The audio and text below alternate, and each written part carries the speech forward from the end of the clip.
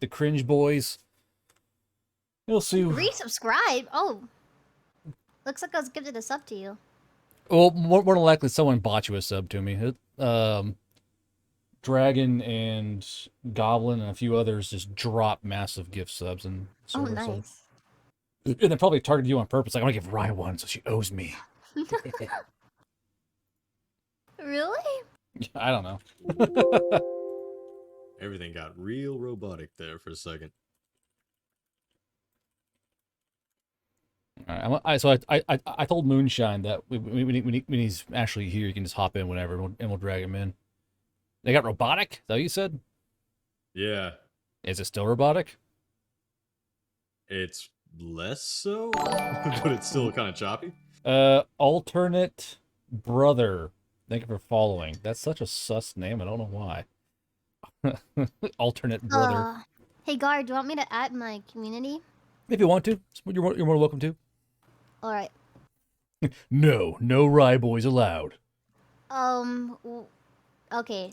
Anime through time. Great. Yeah, the Downrange Podcast, what you can call it. Oh my goodness. $5 as Moonshine took a nap and didn't wake up. I'm so refreshed for the podcast. It's fucking 9 o'clock at night. I've done that so many times. Like, I go like take a nap, and like it's a good fucking nap, or like you don't know where you are, or like time frame you're in. You wake up like, oh, I'm so refreshed. It's 2 a.m. What the?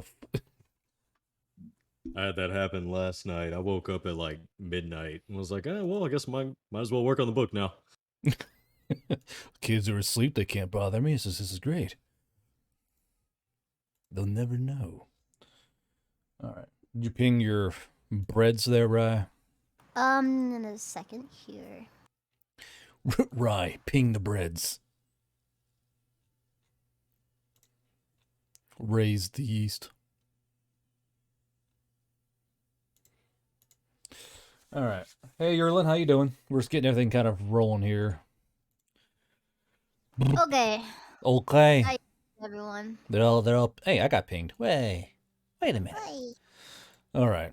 So we'll give it another few more minutes for everyone to show up because I don't feel like repeating the topic like a dozen times. Ivan, how you doing? Brib. Brib. You guys got some bread? I'm a hungry bird. Blaha, I think we're getting a sub to Aries. Appreciate that, bud. Thank you for flying Gorgon Airlines. You're the voice? What does that mean? Hi, Nep. Do the voice? Oh, Nep. You mean the voice you always want to hear all the time? That's for some reason gives you the giggy wobbles? That voice. I don't know why he likes that voice so much.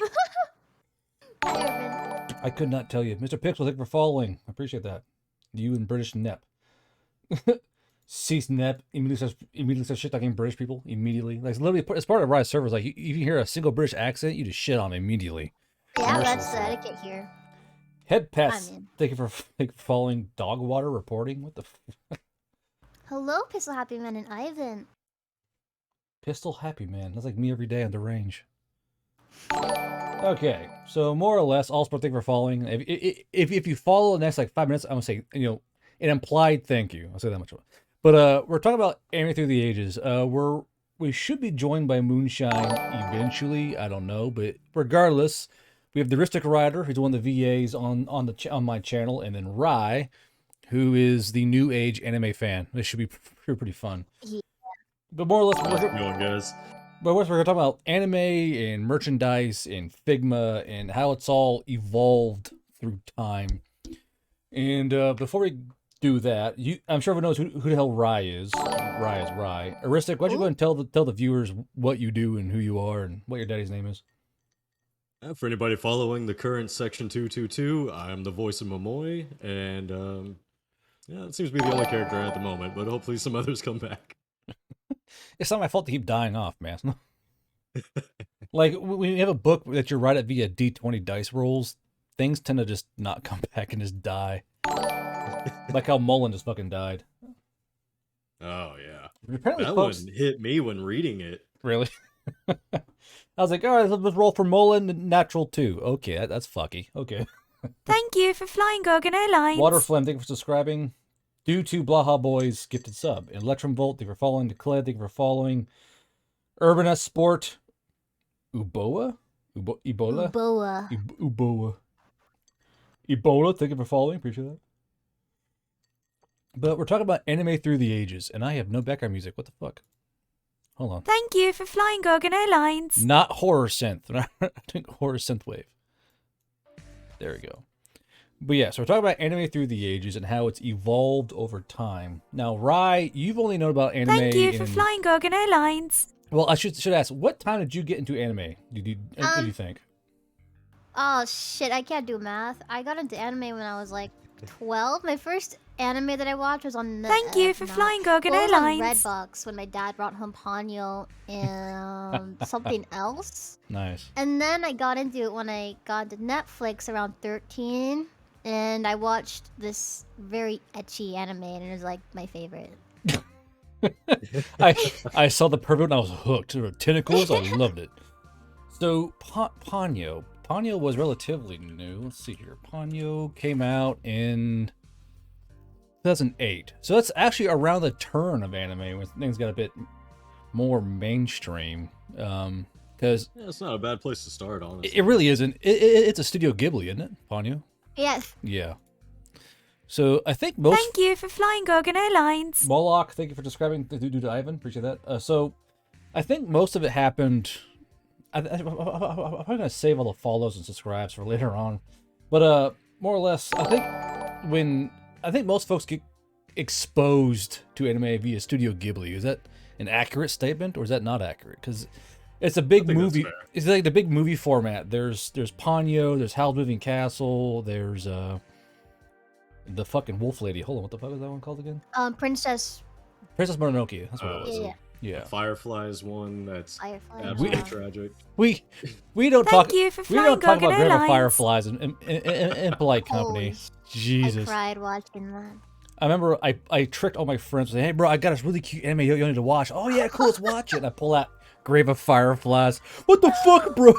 That was great. Porco Rosso was actually one of my favorites in terms of Studio Ghibli's. I like the planes, all the seaplanes.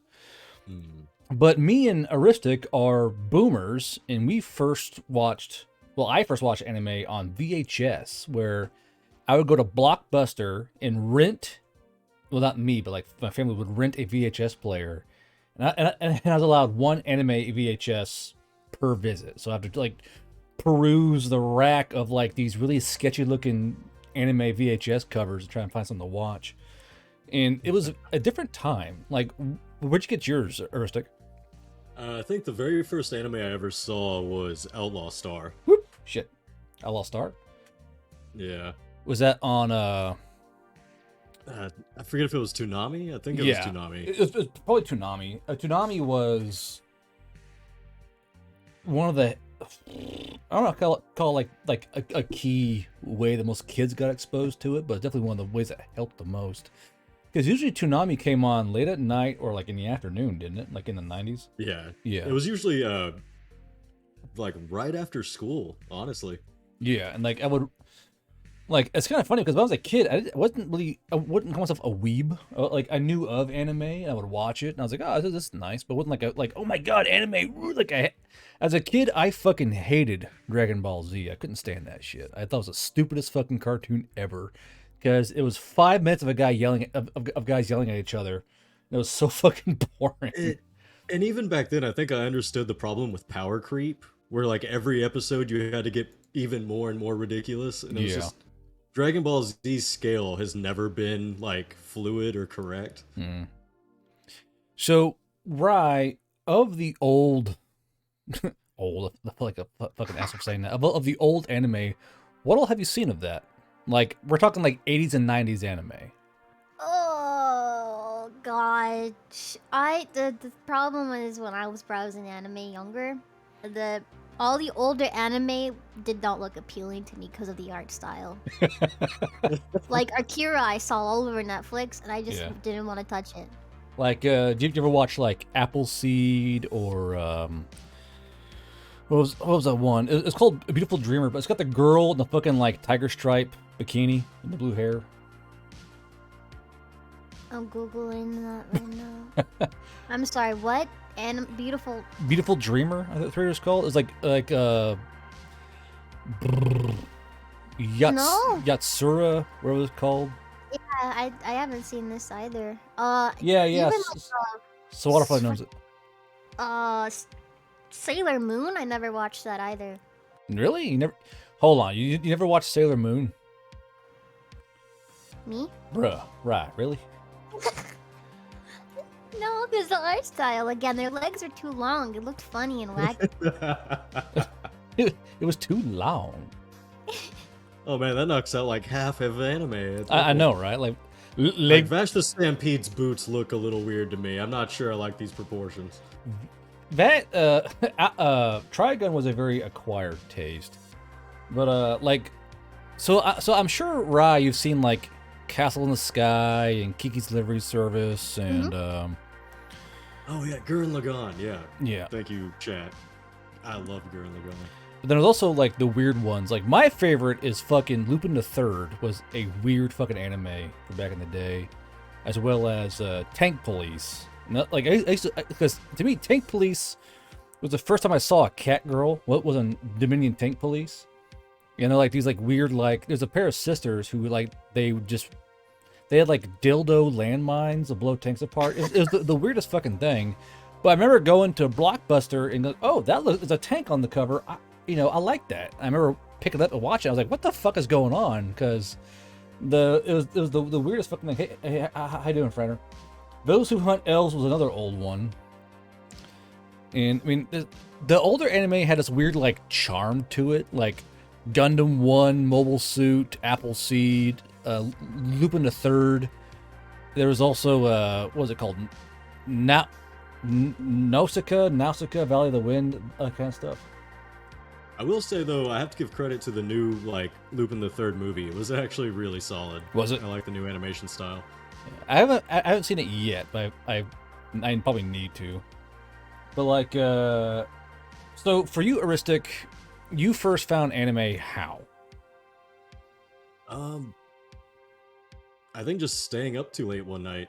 It's because like I had known of certain animes, like I had seen certain ones, I had seen a lot of the Ghibli ones, but I didn't get really into it until my first experience with Cowboy Bebop.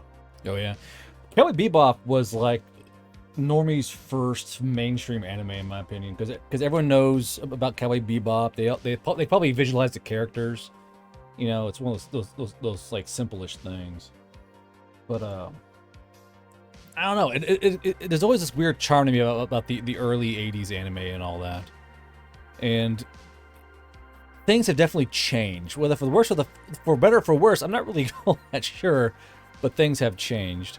But like for you, Rai, when did you first understand or believe that you were a weeaboo? Like you're really into anime, and this is like, oh, this is my favorite genre now. Like what was the turning point for you being like sucked into like the anime verse?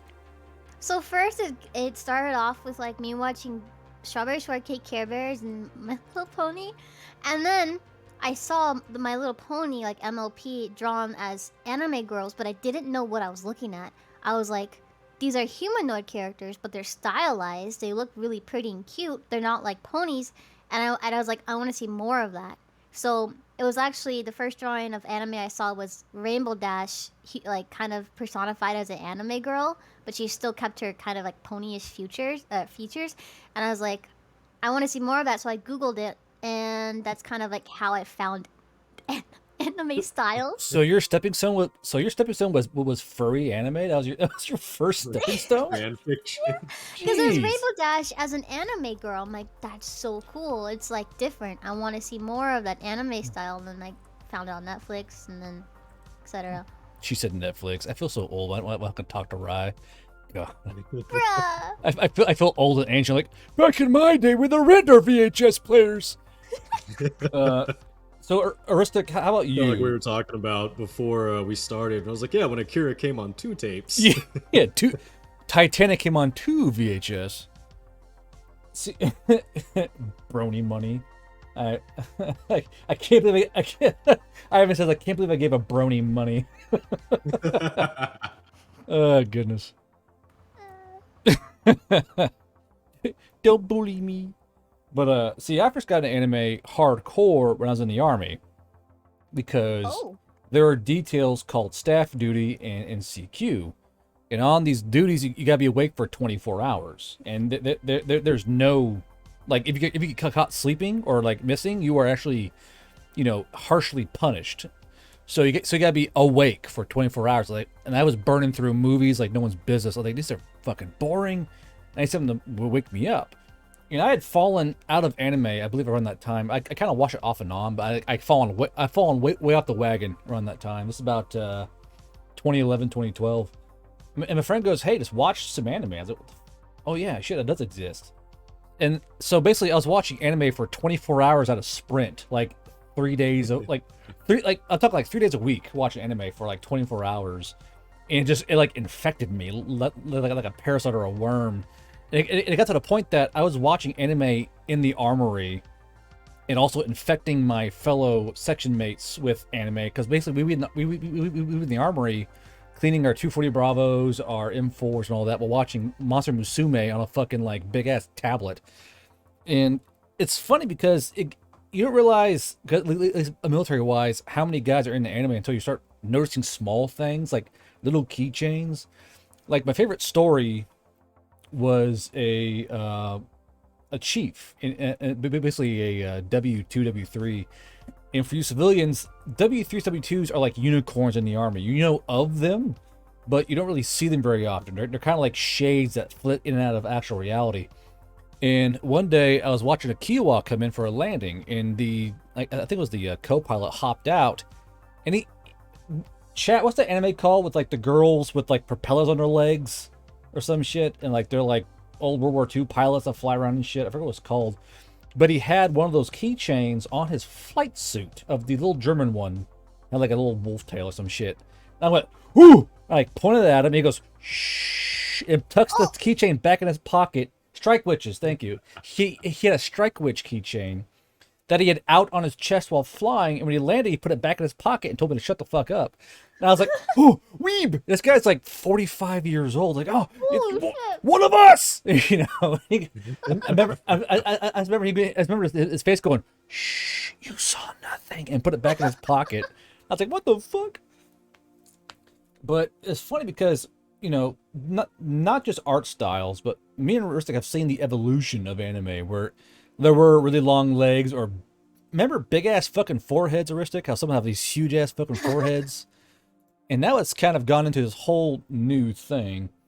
And the biggest thing I've noticed in terms of changes is merch. Like, me and Aristic, we didn't really have any real merch to buy. You could find some things that were imported. Yeah, like sometimes you might find like a patch to like put on your backpack or something, or an offhand t-shirt with like the wrong translation on it. Yeah. But it's exploded over the years. Well, it's just like you can't go, like, I can't go to the mall and not see anime merch. And I'm still kind of shocked about the explosion of anime, and it's just everywhere now, and the merch is everywhere. Like, seeing grandmothers wearing Howl's Moving Castle t-shirts blows my fucking mind. Well, I think a lot of it comes down to story structure and the way they represent characters and character arcs, and it carries so much more depth than it used to, but than Western media. Mm-hmm. Well, I think the fact that it's just something new that came out, and it's funny how anime hits on all these different like flavors, because I'm sure y'all watch Zorgs, right? The giant like robot fucking animal mechs and all that. Like, anime can hit every flavor there is. Fucking eye gaps, yeah. But like, for you, Rai, what are your particular flavors you like of anime? Oh, I very much dislike Gundam. I don't like robot stuff. Okay. I just fucking hate robots. I can't trust them. And I also dislike very... I used to watch a lot, but I don't like it anymore. The very, harem kind of insert yourself and you're around a bunch of female characters. I just find it a little, embarrassing. I'm not sure how to put it. Well, embarrassing? That's an odd reaction to that. I don't know. It's like, I would watch like this, and I'm just like, who the fuck watches this shit? I don't know. As you watch 5 episodes, who watches this stuff? Keep watching, keep I watching. like stuff. Have you heard of Erased? Maybe. Erased? Not a clue. Let's see here. Erased. Okay, I've seen stuff of this, but never watched it myself. It looks like to be some kind of like slice of life anime. It's like a. I don't know. I don't know. Describe it. Drama, suspense, and mystery. Interesting. Yeah, I like the whole suspense and mystery and kind of psychological stuff in anime. Oh, you like the fucking mindfuck animes then, don't you? I love mindfuck animes, but there's not a lot of stuff I've seen Well, that I like. the ones that are like that tend to hit you pretty fucking hard and are relentless. Like, what's the one? Made in the Abyss was one that was like an absolute like mental like fuck show for anyone who watched it, and it's one of those things where some of these animes go almost too far just to push the envelope a little bit. But Aristic, what are your favorites in terms of like the genres? Because I swear, as a chef, you would think I would think you would like all the cooking anime out there, like just all these like cooking chef animes out there. I kind of follow like a wide spectrum, but at the end of the day, like I'm a little shonen whore. Like I love my like Ichigo versus Grimmjow moments. You know, I love Brotherhood, like watching fucking the brothers like punch God. Like it really doesn't get better than that. Yeah, see, I always liked the fantasy ones because I've always been a huge isekai fan when that genre first came out. It's a bit overdone now, but I liked like the down to earth isekais that didn't immediately break the storyline. Like there's one where it was a guy who owned a cafe or like a restaurant and had 2 doors, and one door opened up into like a fantasy realm, and you have these like fantasy characters kind of walk into the door and enjoy like ramen and tempura and that kind of stuff. It's a very comfy slice of life isekai chef like manga slash anime, and it always kind of tickled that nerve for me. But of course, I'm sure. I mean, being me, I like all the gun animes like Black Lagoon, like Gunsmith Cats. Unlike Rai, I like some mech stuff. Like I like the early Gundam. The later Gundam's a bit shite. But anything that involves guns, I'm usually going to watch and try it out. Some of them hit pretty flat. Restaurant to the World, Thick and Killjoy, that was the one. And there's other ones where, like, there's one called Upote, which made me have a fucking brain aneurysm, and that's one where like it's like girls that are guns, you know. I'm sure Rice heard this, right? Yeah. Yeah. I got drunk one night and I got so super pissed. Like, why are the guns fucking able to hold themselves? And I like lost my fucking mind. And went on /K and made a whole like I was drunk and world crafting a whole new setting for that kind of shit. And I'm sure someone in chat will know it as the Waffengeist series, where I made a proper gun girl because I was that fucking drunk and angry. But anime does things that regular cartoons like the American cartoons won't do. Like, oh yeah, high water flame. I'm that guy. So I'm the guy who got drunk and made up Waffengeist. Yeah, I was the Waffengeist guy. That was me. I was on /K, and I had a weak moment of mind where I decided to spend 16 hours crafting up a world building document because I got back as guns can't hold themselves. This is fucking bullshit, and I just went off. And I was so drunk, dude. Water Flame is like having a crisis right now.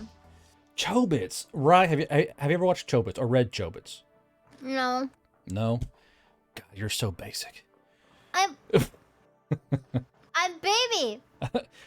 And baby enemy. Aristic, how about you? Chobits? Wait, what's it? Chobits. With the android doll? No. Yeah. Chobits was... Okay, so anyway, if we're going to Chobits is one of the ones where it's like basically... It kind of... it didn't start, was a launching pad for the whole like female android series, like Violet Evergarden and a few others. And where like it's the female robot and it's like weird, awkward sexual tension, but it's like still a fucking robot. That weird kind of. Rye would like it probably. You know what I mean? I would Kind of reminiscent of like Death the Kids guns. Yeah, kind of. Have you ever heard of Elfen Lied? Because that's what I watched. Oh yeah. Elfen Lied. Which one is it? Lied, I think. Lied. Elfen Lied.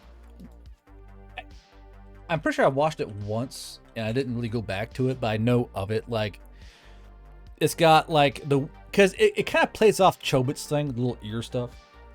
Yeah, because I googled it. That's what reminded me of Elfen Lied. Yeah. And then, of course, someone said, look up Girls Frontline. I used to play Girls Frontline. I didn't like it because it's not combat enough for me. It's kind of like push button go. I prefer a more tactical gun girl game. I don't know. Don't judge me. But can you really be that niche in that genre? I mean, it's one of those things where, well, just I guess we'll shift fire to how anime has infected certain aspects of reality. Like me and Rye and Aristic, we are in the anime gun community. Is that an accurate statement? Yeah. Yeah. You cut out really bad. I didn't even hear what you said. It's on your side, my friend. But basically, how anime has infected the gun community. Like, you can't go anywhere without seeing a little anime sticker on someone's gun case, or like what waifu gun magazines, like on ARs. You can kind of get your magazine dipped for like your favorite waifu, or me, where like I'll put anime keychains on my rifles and go to the range, or wear an entire fucking maid outfit like some kind of stupid asshole. But like, but anime tends to infect things, and it's gotten the two largest infections so far are the car community and the gun community, because like you go to any kind of airsoft game or meetup event like Nugget Fest, or you go to anything that's a major gun event, you're gonna see anime keychains, anime patches. Rai is literally the anime gun girl. She's actually one of the things. Like that's you. Like literally, Rai is a catalyst for an infection of the gun community. Yes. And I've noticed it a lot in the car community, of course, but oh yeah, I'm not enough of a part of the gun community, despite owning a few, that I've noticed it. The tactical tights stay on during CQC. Is that Rai's statement, or is that like a quote from Rai? I'm not sure. Bread. But like you, Rai, you were relatively new to the gun community, correct? I'm very new. Very new.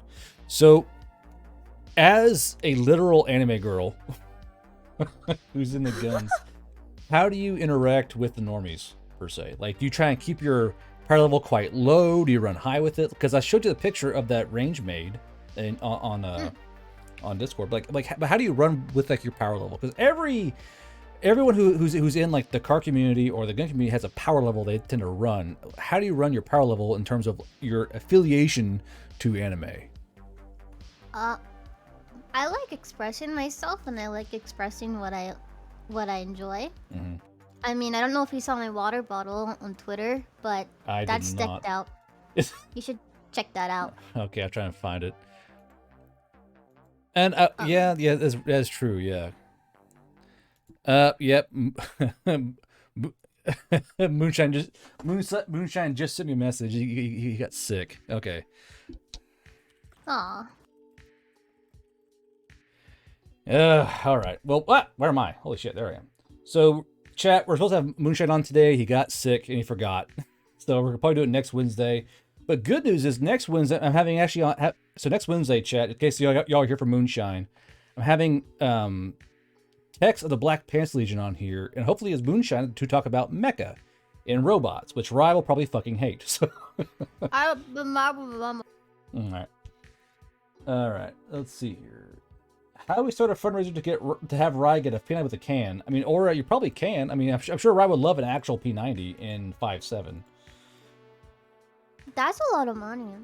Well, kind of. A P90 will be about a P90 in 5.7 will cost about $1,500, about $1,000 for 9mm, and then a can will cost you about $200 for the tax stamp and about $400 for the can. So it's actually quite affordable. I'll be fine with my shit airsoft. Look at you, BBs, pew pew. But yeah. So like in the gun community, it's tactical stickers and tactical patches, but they're all because I actually make these fucking things. And it's weird because you'll see guys who are like big, bulky, like I went to Afghanistan, you know, motifs going on, wearing like VTuber gun patches, and it blows my fucking mind that it's actually infected that far into the gun community. Oh yeah. And it's because so like, I guess do you actually have any guns, right, or is it all airsoft guns? I've shotguns. They're not mine, and I only have a P90 airsoft. Gotcha. FS-P90. Oh man. You heard us, Chad. We gotta buy Rye her first gun, a high point yeet cannon, and we'll send it to her. Give me a gat. Give me a gat. We'll start you off with the 22. Just in case. Give you an old Henry. No, not a YC9. The yeet cannon was a great fucking meme. Shut up. All y'all know it.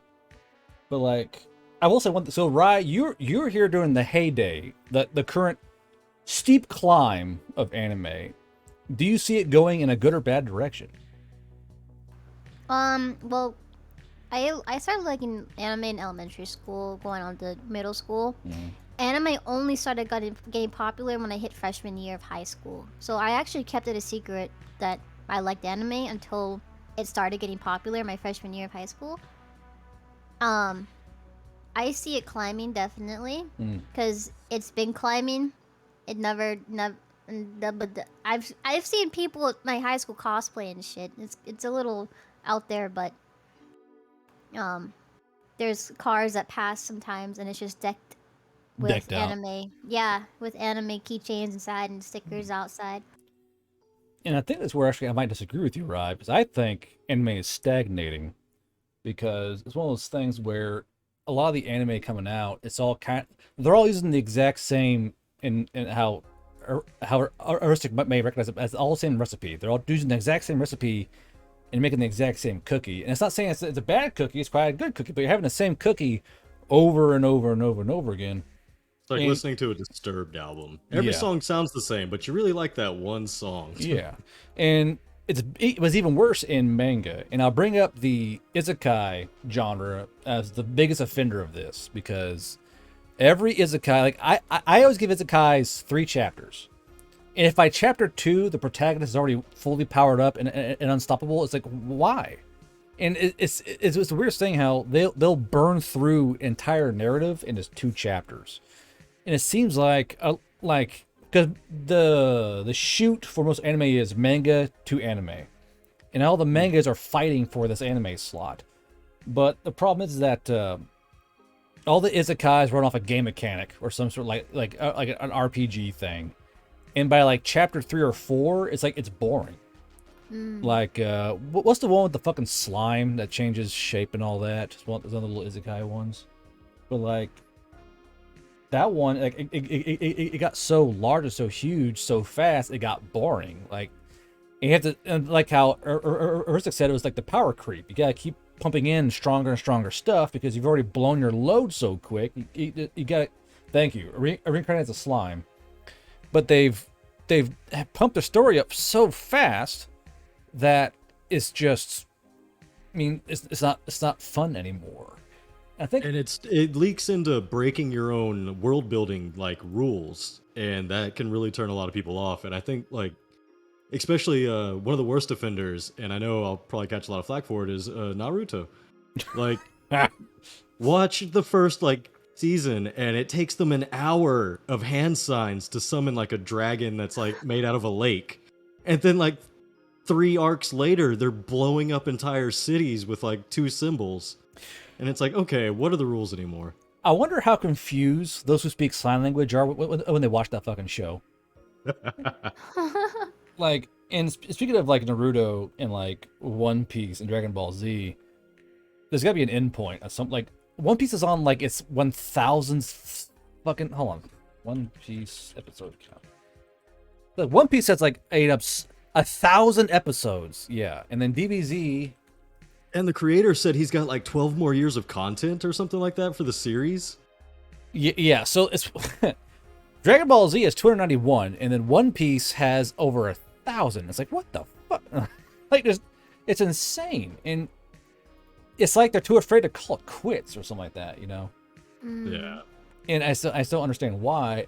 And it seems like a lot of the animes are using the exact same formula, and they're all clashing with each other. And like, has any anime really like stuck out to you, Rai, in the last like 4 years? Has any anime like stuck out for you, or manga? The anime that I really like is Avatar: The Last Airbender. That's so telling, isn't it? What do you mean? I mean, Like- credit where it's due. It's a beautifully written series. Well- Like, the Yes. writers did a fantastic Well, job. yeah, with it. but like that's the one that sticks out is The Last Airbender. Of all these animes, Airbender sticks out. Like that's Yeah, so the Western yeah, production company. that's anime. so telling. Jeez. What? I don't get it. Well, not in a bad way, right? Not in a bad way. I'm saying like is that out of all the anime made in the last like 2 or 3 years, Airbender sticks out to you. Like that's how kind of muddled up the whole genre is. Like to me, the last good couple of animes were like Little Witch Academia, because it was like basically oh, Oh, oh yeah. I love that. yeah, it's basically like Harry Potter in anime, and I fucking love that shit because I'm a huge Yes. fucking Potterhead. And then there was oh fuck me. It's the one where the guy's got a giant deer head, and he's got a bride who he like kidnaps or whatever. Shit. Nah, you lost me on that one. Yeah, like I saw, crap. Anime Wizard's Bride. Oh. Basically, I mean, we have seen a few like really standout ones in the last few years. I mean, the Ancient Magus's Bride. That's one of the standouts. Yeah. like of course, Demon Slayer took over the world, like with just beautiful animation. Like you say that, but I fucking hate Demon Slayer so much. I can't stand Really? it. I can't stand it, man. I have an anime as well that I also like. Let me send it to you, Guard. Okay. What was I gonna send me? Oh no. The Labyrinth of Magic. Oh yeah, fucking Magi. That's one where he's a yeah. He You like this one? yeah. Because this is on Netflix. Yeah. Yeah, yeah. So that one, like the Magi runs off like the genie or Dijin, like Arabian Nights kind of thing, and that made it kind of stick out. I loved it. But like some of them are following such a close formula that you have to go. I guess it's kind of forcing anime to kind of go out wider and do different things. And I know everyone. Yeah. I'm sure you've all seen motherfucking was it Attack on Titan? You know that stuck out because it was extremely different, almost too different. And then the story got fucking weird. And I think a lot of. Go ahead. Yeah, I was just gonna say though, like the thing that you have to keep in mind, even though like some of the premises get a little muddled, is like with Attack on Titan, the message behind the whole thing of like you don't truly know your enemy. It's humanizing these two sides that are at war together. Like there are bits and pieces of gold in these little projects.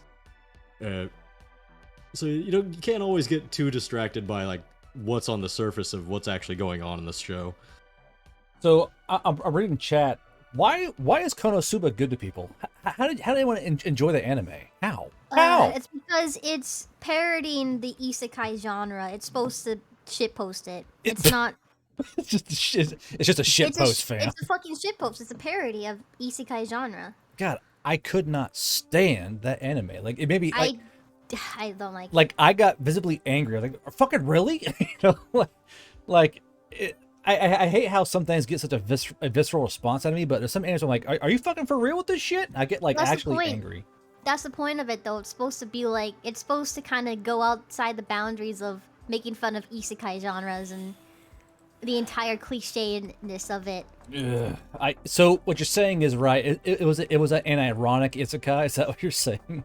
It's an entirely shitpost anime, and I honestly don't like it. Not because it's parodying isekai, but it's just not my taste of anime. Well, if that's a parody, it's a fucking awful parody of an isekai. Like, it's just nah.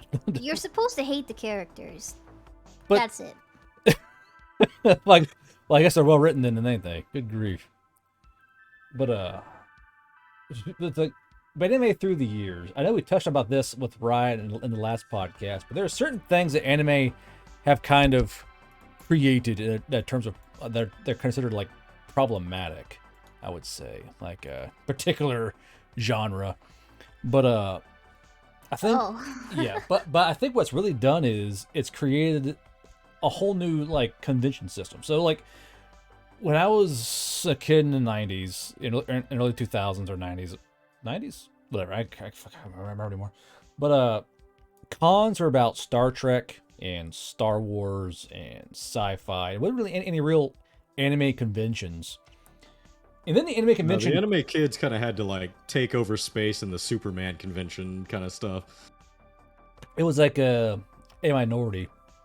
I remember my first convention I actually went to, I snuck out to go to it because it was like dirty and shameful to go to these things. So you put on a hood and like leave at night and drive there. But I remember it was so weird because it was like a local thing, and it was wild because you walk in, you don't know what the fuck you're gonna be see, and this is even before the time of like Figma and like the little like perverted statues people like to buy it nowadays. And you walk around, and it was like a black market for like imported anime. You go find the VHSs and the newer DVDs of all these animes you can't find, like Blue. What was the one? The singer who gets hunted by her thing. But it's so weird. And then like Rai, you came in during like the good years of the cons, where like there's all this cool shit you can go do. It's like acceptable, which I'm mildly jealous of because you had to like hide your face behind like a magazine while you're even buying the shit at fucking Blockbuster, it seemed like. But like Rai, were you around for like the yaoi paddle sensation or no? That's about early 2000s ish time, like 2008, 2009. When like a lot of yaoi doujin and stuff were popular. Well, that and like the giant paddles, like basically they're giant boat oars. They're called yaoi paddles, and it had yaoi written on the paddle, and you would hit people with these fucking paddles if they were like reading yaoi anime or like not reading, like reading yaoi manga in public, or like they're like cosplaying as a yaoi character. People would take these paddles and just fucking whack the people on like the back of their thighs or their ass, and that's when like the secret culture of anime took off. Like how chat's pointing out glomping. Were you aware of glomping, right? I remember glomping. I need an explanation. So, Aristic, you explain glomping, because I know you got So we little scene kids, dressed in skin-tight all black clothing with our hair up in all kinds of crazy directions, would either say "rar" as I love you, and then proceed to jump on somebody and glomp them to the floor. I glomped them to the floor. Yeah, so glomping was actually like if you go on /CGL, it was basically the cosplay anime section of 4chan. There are old stories you can find. And glomping was this running fucking tackle people would do, and they would just drive you to the fucking floor and like hug you. And this is, and Ursula is right. It's during like the Roar XD penguin sport genre of time. Yeah. Yeah. And I'd never heard of glomping. Bro, like that was like the bad point of anime, where like the bad connotations got attached to it because there were glompers, yaoi paddles, yaoi panels. Like during the early cons, there were like 18 plus panels, and people would just watch sexual. So there'd be a projector they would kind of pull in, and they would close the door. And they would throw up a huge projection of like hardcore yaoi anime where like clothes came off and all that, and that was part of a panel. Oh my god. And everyone would like cheer and throw popcorn and shit. It was like the Wild West of like the anime con, because there weren't really any rules yet. And like fucking glomping, Jesus Christ. Like I remember people got hurt getting glomped. Like there were like broken bones and like people actually got injured at cons. Like I remember in Tulsa, where I used to live, a person got. I actually watched this happen in real life too. I was like, what the fuck? But this guy got. I was a male cosplayer. He was I think it was Vasher Stampede actually. He had a really cool leather cosplay. And this like 400-pound chick just fucking nailed him to a wall. God. And I remember like his glasses broke, and when the glasses broke, they cut his face. So he was bleeding. And like, what the fuck? And the girl's like, I fucking love Vasher Stampede. And she's like squeezing him, and she broke two of his ribs in the squeeze. Oh my god. And I remember like the cops were called, and she got tased. it was the wildest shit. And like I'm sitting there like, I just wanted to buy anime, man. I don't need to see all this. What the fuck? Like, and then the paddles was basically just assault. People were being hit with fucking paddles and being assaulted all the time. And then once the cons opened up and more merch, because I don't think Japan saw us as like an actual outlet for like merch until like the 2000s. And when that happened, Not until DBZ really took off. yeah, and then like all the merch came flooding in, and I think that's when like the Figma thing because kind of got into play, and I think it was just the first static statues. Like I remember going to a con in Kansas before I moved here, and I saw this like nudie anime girl of some vague anime I didn't really care for. It was like $400. In like early 2000s money. I was like, what the fuck? Why? And I remember doing my second circuit of the con there, and it was gone. So I bought it, and I was like, what the fuck? But like, how many cons have you been to, Eristic? Like total, you think? Sadly, only about like 8 or so between 8? Houston and Dallas. Fucking casual. Yeah. A lot of times I just wasn't in the position to like pay for it. But like the first few that I went to, the way I was able to justify it, because like I had a really strict father that was very much like, why would you go outside wearing something like that? Was by working security for Comic Palooza for multiple years, so I could justify it as, I don't know, I'm working a job. Like, Oh, so what was some of the stuff you saw at Comic-Con when you're walking around there? we spent way too much time in the after night raves. After the convention would go to, all the panels would stop, and all the people would go in cosplay gear to play in a foam party, because that was somehow a good idea, and giant heels. So you're probably wearing trip pants, weren't you, too? Like the whole fucking get up then. Oh yeah. And then how about you, Rye? How many cons have you been to, would you say? I wanted to go to cons all throughout high school, but I had no friends, and I didn't want to go alone. I finally met up with my Discord friends, and we went to Anime New York last year. Anime New That was York. my first. Yeah, That's a long fucking way to go for a con. Jesus. I know. You went big. You're like, let's go to the biggest one in the country. Yeah, might as well go big. Yeah. Like, I think I've been to about 107 cons, because I used to go all the time. And with the Army, they would actually, like, help me pay to go there, because it's considered, like, a morale assist kind of thing. So, like, yeah, you want to go to a con? Fuck yeah. So, they would fly me on a military flight to, like, nearest base. It was pretty cool. Oh, damn. Yeah. And I remember going there, and I'd be walking around. People get, like, it was like a shark in a school of fish, because it would be me and my two buddies who were engineers, and fucking... we would be walking along. People kind of move around us and leave us alone. It was the funniest fucking thing. But I actually quite like cons, and I go to cons to people watch, because they're the weirdest fucking people at cons, and that's just it's just accepted. We all know it, and it's good there just to people watch.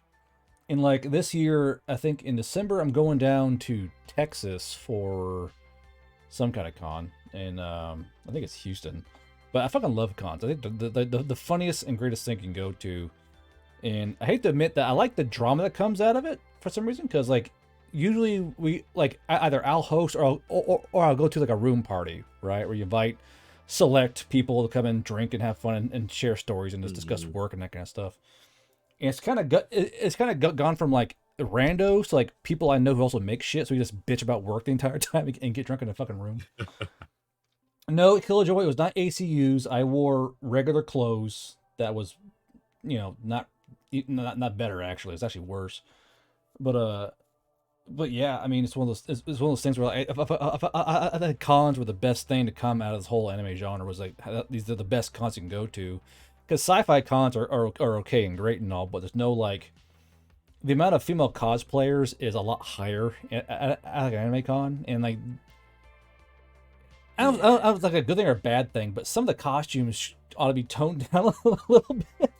Like what I forget what it was, but like it was also Dude, I was really lucky because during all of these cons, like when I was actually actively going, this was right about the time that like Twilight was getting really popular, and I'm like a $140 pale white kid, so like times were really good back then. well, it was that and like when Homestuck came around too, and Homestuck was like a freaking rash on everything. My God, people in purple makeup trying to hug people and glomp them, and they get smeared in purple makeup all under white costumes. That was fucking hilarious. Oh no. Oh yeah. But the biggest thing was like the biggest change was merch, in my opinion. Like merch became like bountiful. You can buy Figma on Amazon now. And I know Rye probably has the most merch of us all, don't you? Like you probably have all kinds of fucking anime merch, I'm sure. Yeah, my room's pretty cute looking right now. So how many body pillows do you own, Rye? I don't have a body pillow yet, and the first body pillow I'm gonna own is one of me. I want to hug myself at night because I'm warm and soft. I'm sure She's Aristic the has only one that's worth it. Yeah, only I am worth the body pillow. So Aristic, what do you have for merch? Because I doubt with your wife she allows the body pillows in the house. I'm sure. Yeah, I honestly don't have too much. Mainly just like some display posters, like Cowboy Bebop and some Final Fantasy stuff. Uh, I don't own a whole lot of anime. I don't own a lot of anything, honestly. I don't like owning things. Oh, Jeez. how Yeah. about you, Guard? I remember seeing that big snake body pillow. I don't have a snake. I was a fan purchased for me a gigantic centaur body pillow that is nude and partially nude on both sides, and I don't know why he did that. And then I have all my keychains. Like I actually collect keychains in terms of merch. Basically, I put keychains on guns. I go out to the range and I shoot them with the guns on. And then I have all my patches, some that I've made, some not, like Operator Chan and the Black Caterpillar Omen and all that fun stuff. So most of my merch is in like military paraphernalia, really. And of course, the shit the fans send me, like the fucking body pillow. Oh my God. It's just, why? Why not? Because they're not real. Cries on the inside. No. I know. So, well, one thing what I kind of touch on though is with you, Rye, because you are, for all intents and purposes, you are a living anime girl, and you gotta tell me about about how you deal with that, because basically all VTubers are embodying something, and you are embodying a female technical gremlin. So, like, how hard do you lean in on that? Or do you try do you play it cool? Do you kind of I don't like. What do you mean? Do I play it cool? like, do you not really lean in on it, or you heavily lean on the fact that you are an anime girl online? Like, how much do you use your persona to beyond work? Like, say if you're not on Twitch doing your VTubing stuff, do you keep it really down low and hidden, or you out loud with it wherever you go? And do you cosplay as yourself? I have my cool tactical jacket that I have with some patches on it. But I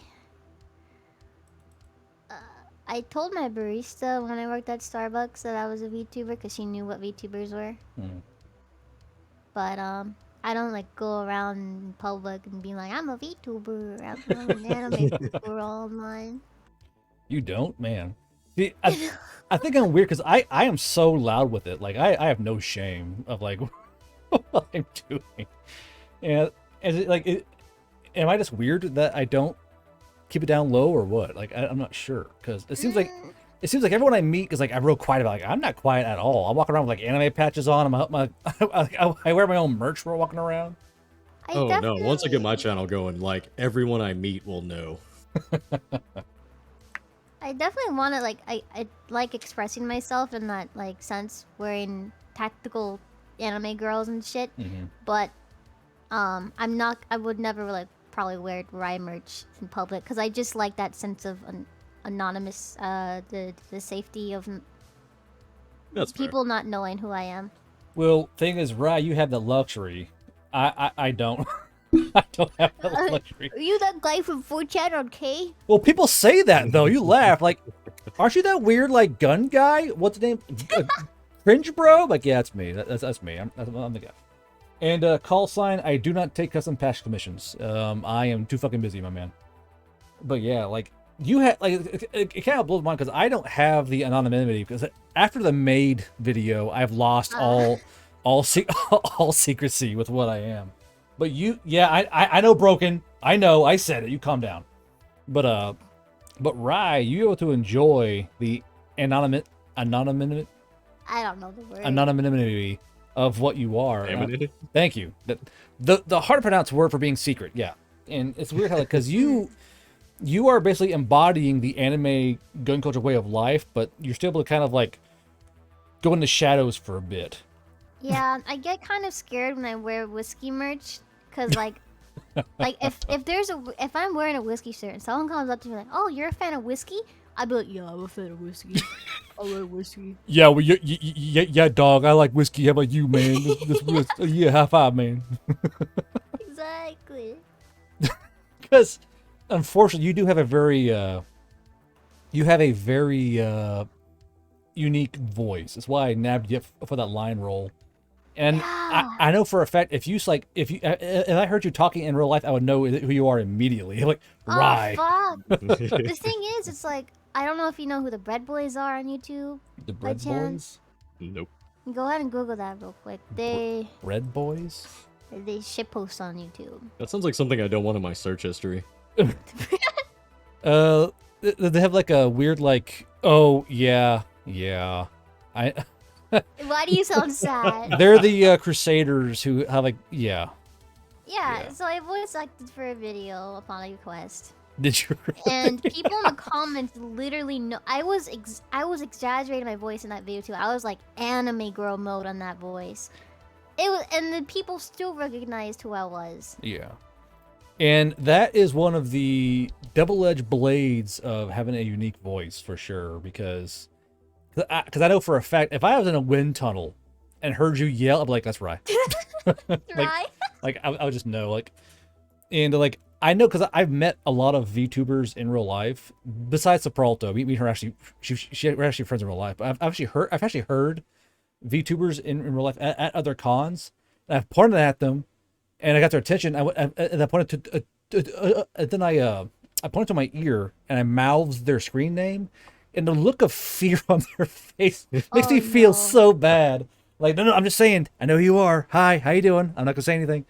But I remember, because I'm not gonna name them, but like, I mean, you're an intimidating guy as it is. Well, maybe it's just the combo. It's the 1-2 punch of it.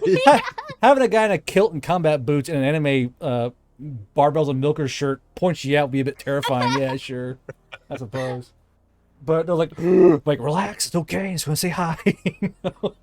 Oh my god. Yeah. And it's just funny. But the thing is that you guys are unique due to your voice.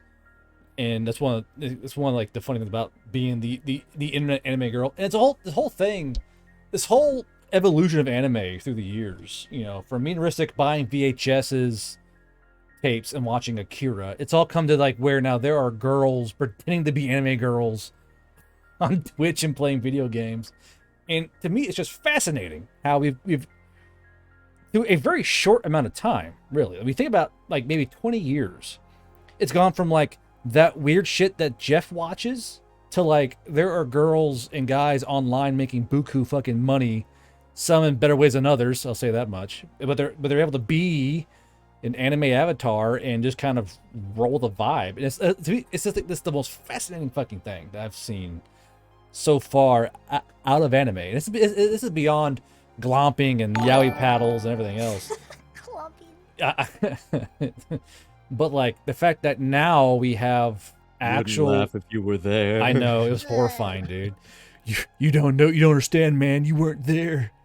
But now we have like people like Rai who are out making that bread, as it were, being an anime girl, and it cracks me up. It really does, because I know for a fact, because I have intel on certain units, that there are entire platoons and companies having waifu wars on their base of which VTuber is better than the other. Oh my god. And I will say that at Fort Drum, Rai, you are quite popular. I'm sorry? like at Fort Drum, and this is because I know Crusader is there, but I know a lot of other 10th Mountain guys who are there. Whiskey and Rai are like the top, are two of the top 10 VTubers over there. And I know number 1 is Womp Womp Girl. Oh, what's her name? Shy Lily? Fucking Shy Lily, yeah. So it's like, there's currently a waifu war going on at 10th Mountain on who's the better girl. And I cracked it, goes, yeah, you know, Rai's one. Like, Rai's one of them? Yeah, you know, I think it's Charlie Companies who they have your picture up on like a fucking bulletin board or some shit. And it's like, me, Rai? Yeah. And it's just funny, but like, but sometimes, you know, but that's what the army, we're very loud about what we like, and other ones don't.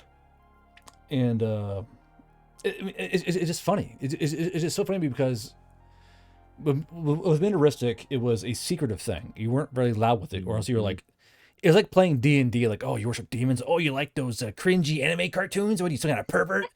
And now it's like you have entire units going, no, Rai's better, fuck you, Shadow Lily's better. And like there's like rocks being thrown in the fucking PT field over which VTuber's better. And it's just so funny to me, like how anime went from this cringe weird thing to like infecting car communities, gun communities, the workout community. Like I go to the gym wearing barbells and milkers merch to go work out in. Like it's just infected everything. And it's like, it sounds like infection, like a bad, it's not really a bad thing. It just kind of worms its way into all these different subjects, and you know. Yeah, think about the last time I was at the gym, there was someone who was wearing a white shirt that had Saitama's workout schedule like written on it. Yeah, and I was like, that's a thing of beauty. Like at my gym, you'll see the Opie fucking t-shirts from the same show. You'll see Saitama, you'll see DBZ, you'll see One Piece. There's me in like the fucking giant cow titty milker fucking tank top. Like it's everywhere now. And it's just fascinating to me how it's come this far.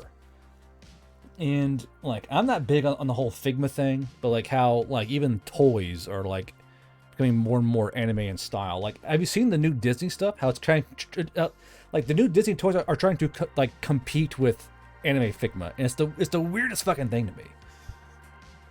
Like some like the Hasbro Labs or HasLabs, whatever it's called. Well, like there's a store called Box Lunch in malls, and they have to compete. Disney is competing with anime, and it is the weirdest fucking shit. Tater Pictures says my Marine friend got me into Rai. Yeah, I'm telling you, Rai, you have no idea how many military guys watch your streams because you fit the niche. I mean, you are the little anime gun gremlin, and I may have dropped links to your stream in certain groups with actual mercenaries, and they actually go all watch your shit. Damn. Yeah, like not. Well, I remember when me, Coco, and Domino would troll Melody's chatterbait things, but that's completely different. But like with you, if your streams, I go, hey boy, she's up, and I'll throw them a link in our little Discord, and they'll come watch you. And like, oh, I fucking love Rice, he's so cute. And these are guys who are about 6'5", 6'6" who do contracts in Afghanistan and Iraq. Oh my god. Yeah, just imagine a squad of like Blackwater soldiers like about to assassinate some foreign president. Oh, rise on.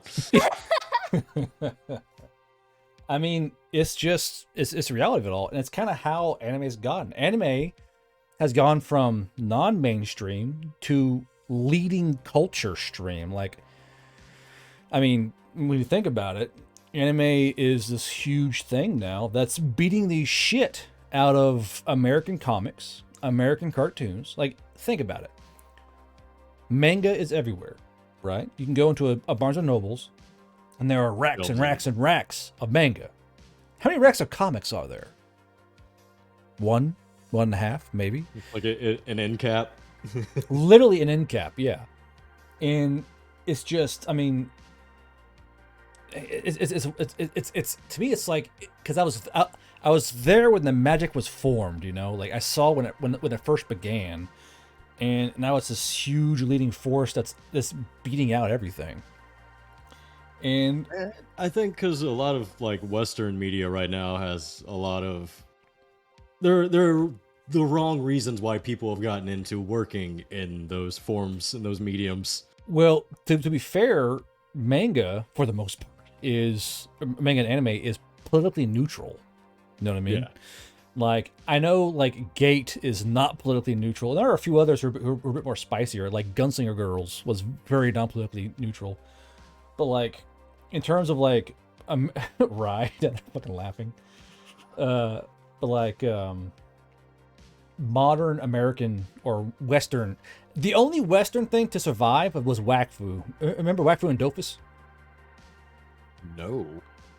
It was French anime, like no shit. Like Wakfu, Dofus, great stuff.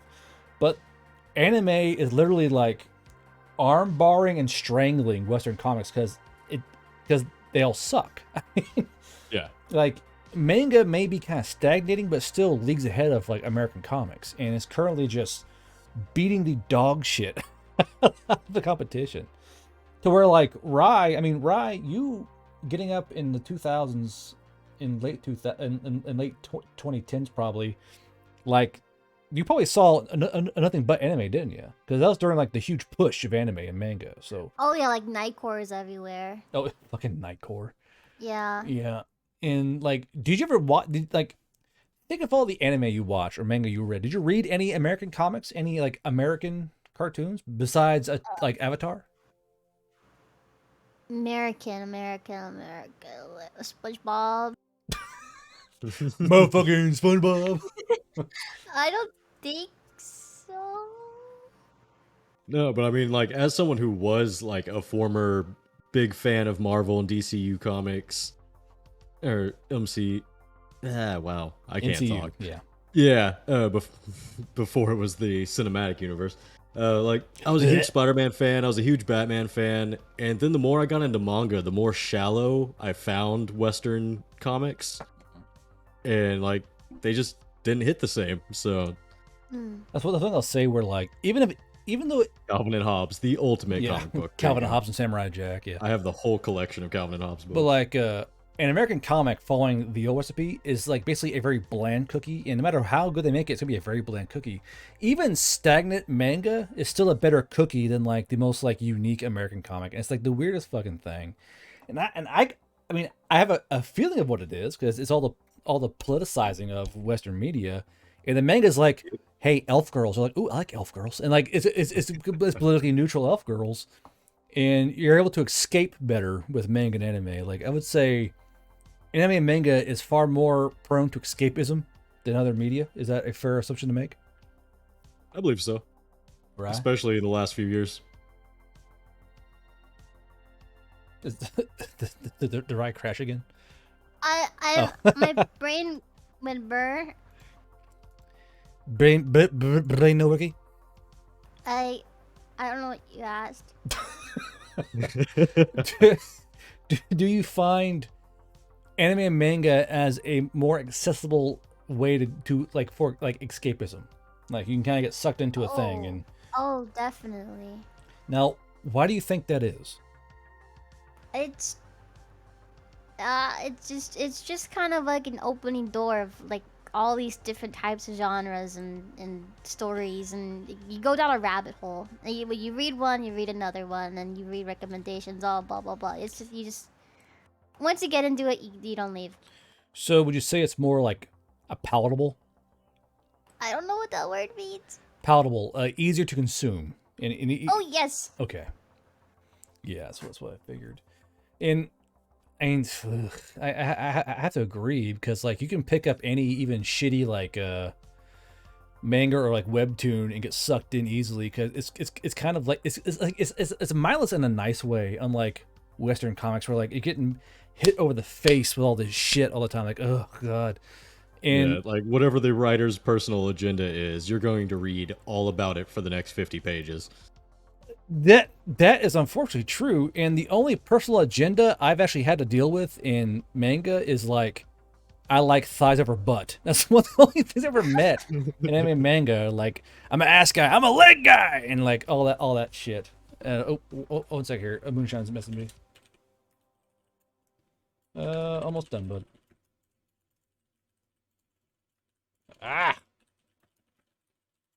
Okay. But yeah, so how Killjoy says American media got boring and predictable. Like the MCU, there's no risk involved. There's no real danger. And that's one thing that's why I will say the one animes and mangas that do stand out are the ones that elicit immense amounts of danger, like Goblin Slayer. I'm sure Rye's heard of Goblin Slayer. I'm sure Rizik's heard of Goblin Slayer, right? No. No. Oh no. So Goblin Slayer, the manga at least, the anime is way toned down, but the manga is super gory, and like you see, oh, a cute anime girl, and then boom, she's dying to a giant worm. Like it elicits danger, and it kind of puts the reader not at ease. And that's one thing I try to do with like my book series, is to keep danger on the cusp of everyone. Like Aristix, one of the voice actors, and when Mullen died, he had no fucking idea, did you? Yeah. Yeah. Because basically, like, I don't know how they do it, but I do my books via dice rolls. So whatever book I'm writing, I'm rolling dice the entire time to see who dies, who lives, who gets horribly maimed, etc. And with these MCU movies, there's a lot of action, sure, but like there's no real danger. There's no stakes. Yeah, there's no stakes. It's boring. Like, Rye, what was the last MCU Marvel video movie you watched? Marvel video? Yeah. Guardians of the Galaxy.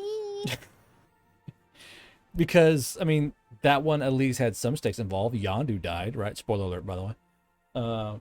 But it's like, there's no excitement in most modern media. And most excitement can be found in anime and manga. It's the only place where, like... And that's been since the beginning, though. Like, yeah. Looking back at whenever I show some of the younger friends of mine that are just getting into anime, like the original Berserk. Oh, yeah, shit.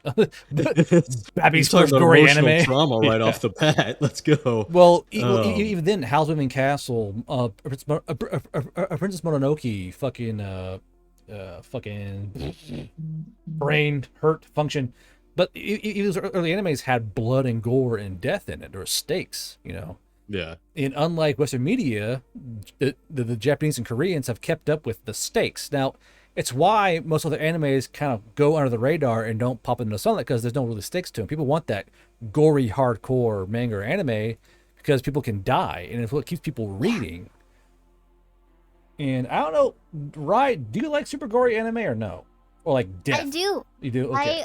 I do. I can't remember because it's been like years, but I watched Parasite and I really liked it. I just imagine that adorable voice going, "Give me the blood. I want more gore." I watched this one anime with cute girls and most of them died. What's that one horror one where motherfucking like the sharks grow legs and the fish grow legs and like they're powered by gas? It was like a horror anime. It was a fucking great one.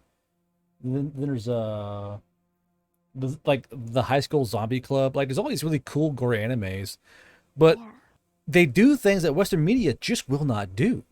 Like What was the last gory cartoon by Western media you watched? Like, I cannot think of one. Like, there is like, is it Primal? That's probably like the only thing I can think of in the last few oh, years. the fucking caveman one. Yeah, yeah, Yeah. yeah, yeah. And even then, that's one out of how many? Yeah. It's just horrible. Like, even Invincible, yeah, that's a pretty good one. yeah. Well, Invincible was primarily gory, and that's why Invincible was so popular. It was like, we're gonna kill folks, you know, and it was gory and unrelenting and unapologetic, and people liked that. And then become It's not even necessarily the gore that comes with the stakes, though, because like I think back to why, even though as mainstream as it is, the reason why Cowboy Bebop stuck with me so much, and actually was one of the primary forces that made me want to be a fiction writer, was the very last episode. Like, oh yeah, there's no going away from that. Like, there's no fan fiction extra season coming after that. Like, it's final. Yeah. It's it came to an end. yeah. And then the last subject we'll talk on is the attack of anime, which has been quite recent, actually, in terms of Western media trying to bite back against anime. And that's where they tried to.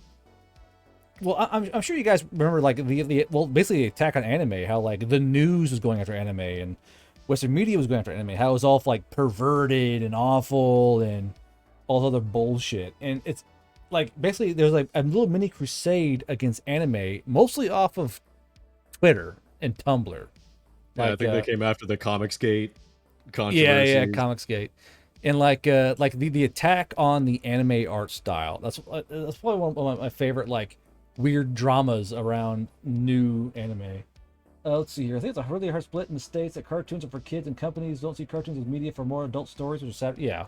Well, even then, like, remember, like, the art style of, like, early 90s cartoons in the States? We were onto something. Goddamn. But, like, there's, like, an anime witch hunt where they try for the longest time, and is actually on the tails of fucking Comicsgate. I think you're right. And probably Gamergate too, or the whole same thing, where, like, they tried to make out anime as being like some kind of, like, horrible fetish art where it's all about over feminizing characters. And like Anita Sarkeesian had a whole video about how Evangelion like supported the male gaze, and you're like, it's about people fighting demons and robots. What are you fucking talking about? Well, and the thing was, they're trying to apply Western morals to an Eastern thing, and it's completely different. And who's that little big titty chick with white hair who was Izaki? The war about Uzaki and her giant titties was like the high point of, like, that whole thing. Like, her boobs aren't even real. Who has this body type? And he had girls on Twitter going, "I have that body type. It is me." You know. And like we touched on this with Rye in the first podcast, but, like, there were body types under attack because when you think about it, like, Japanese girls are kind of flat. That's kind of like the meme of it all. And where are her organs? Yeah, exactly. And then, like, it got dragged over to where, like, you know, she's too flat, or she's too big, or, you know, why her panties showing, et cetera, et cetera. And they're trying to apply these Western Twitter morals to anime. And anime was under fire for, like, what, a year or so. Fucking Anita Sarkeesian. Holy shit, I haven't heard that name in a while. Jeez. Like, right? It's like Bloody Mary. You can't say it too many times. Yeah, I know. She's gonna fucking show up. New video. So, right, like, what do you remember of the huge, like, anime, like, attack on anime? Like, do you like remember anything about that or no? I just remember just a lot of Twitter people being angry. But, like, I think Goblin Slayer, wasn't that one of the ones that they, like, really went after? Yeah. So, like, yeah. the anime of Goblin, because it was a manga and it flew under the radar, and it was kind of like an underground manga in a way. Once the anime came up, people were like, "Oh, it's just gore porn," and it went hardcore on Twitter about how gross and obtuse and obscene Goblin Slayer was. I think it was this online Alicization arc where Twitter got angry over the entire Uh, it's like they're saying that anime was I can't say that word. Fetishizing. Yeah, the unconsensual type of stuff in that anime, and people got really angry over that. It's just it's just weird in general how like they try to like kind of they tried to bring down anime to make Western art kind of pop up more, and it's failed horribly. And I think that kind of pumped anime further up in the line. Like I don't know, it's just weird in general. I think it's like anything. If you feel like something you believe in is being attacked, you dig your heels in, whether for better or worse, no matter what side you're on. So like anime fans, if they feel like, oh, they're going after them, then go buy more manga, like make a stand, like vote with your wallet, kind of. Well, in a way, but that happened. Anyway, Amazing Dr. K. So they is kind of Twitter at large. I mean, the biggest one was Anita Sarkeesian, I think, and her big thing about fucking attacking I cannot say her name. Sugoi Dekai chick with the fucking big titties. That was the biggest thing. And it was weird because it really is a royal they, because it was always random fucking people coming out of the woodwork and trying. I think a lot of folks try to use it to like get like a launching platform to be famous. Like I'm gonna attack anime and try and like fix anime. Like I'm sure Rai remembers like how these go and fix pictures. Like they go and like fix anime pictures. Yeah, that was like wild this looks shit. more anatomically anatomically correct, and then they'll correct a stylized cartoon character to look more realistic. But it's kind of the funniest things to me. But even then, like I just never understood the point of attacking it, because like, yeah, sure, there are shows that like I won't watch because like I think the fan service is just not my thing. Like I'm not gonna sit here and watch High School of the Dead. It's too much. But that's a whole genre. I'm not gonna I'm not gonna hate on anybody for finding that entertaining, you know? I mean, they have a little bit of hate though, because it's fucking trash. But like, it's kind of those things where I think all the drama is kind of propelling anime forward. And I think we're gonna see, because you're seeing more and more movie theaters putting out anime movies as well. Like, well, the most recent one was the one where like they're in like VR. Hold on. VR anime. Because I actually saw this out in theaters when it came out. And where the fuck is it? Zapper, that kind of reminds me of Dead Man's Wonderland, where all the blood is bright pink. Yeah. But like when Bell came out, it was actually here in Kansas. It was in movie theaters, and people were in there watching it. And it was kind of fun seeing people you wouldn't normally go and see anime movies watching Bell. And I think probably the next 10 years or so, we're gonna see anime more or less kind of take over, in my opinion, because it's gotten its fingers into everything. Like I said before, the car community, the gun community, gym bros, Twitch chats. I mean, it's kind of getting into everything. And probably by like 2030, it'll probably be like cemented as the main cartoon culture. You know what I mean? Oh yeah, I mean, they're like, whenever they do re-releases of any like Ghibli film in actual theaters, it always sells out. Like, even though we've all seen My Neighbor Totoro 100 times. Yeah. Anyway, we're about an hour and a half in, so I think we'll call the podcast there. And hopefully next week we should have what is that, Rye? What did you send me? That we don't speak about Ready Player One here. Movie theaters ago. Oh, gotcha. But anyway, so that was today's chat. I figured just pop on that. But next Wednesday we should have hopefully Moonshine on, as well as Tex from the Black Pants Legion discussing mecha. So Rye, Aristic, thank y'all for coming on today. It's kind of chat about anime. It was fun. It was a good time. I felt old thanks to Rye again. But yeah, it was a good chat. So you guys have any parting statements or nah?